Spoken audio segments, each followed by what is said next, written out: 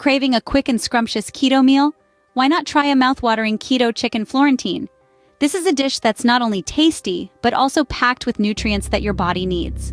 The recipe is simple and straightforward. You'll need 1 chicken leg quarter, a tablespoon of butter, a tablespoon of minced shallots, 1.5 cups of chicken stock, 2 tablespoons of heavy cream, a cup of fresh spinach, and salt and pepper to taste. Begin by melting the butter in a pan and sprinkling the shallots over it. Place the chicken on top of the shallots and season it with salt and pepper. Pour enough chicken stock into the pan to barely cover the chicken. Bring this to a simmer. Next, cover the pan and let the chicken poach over low heat for about 20 to 25 minutes. Once cooked, remove the chicken from the pan and set it aside for a moment.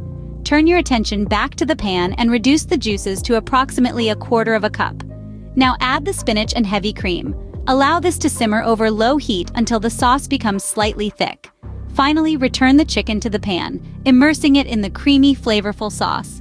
And there you have it, your Keto Chicken Florentine is ready to be served hot. This dish is not only a delight to the taste buds, but it's also a nutritional powerhouse.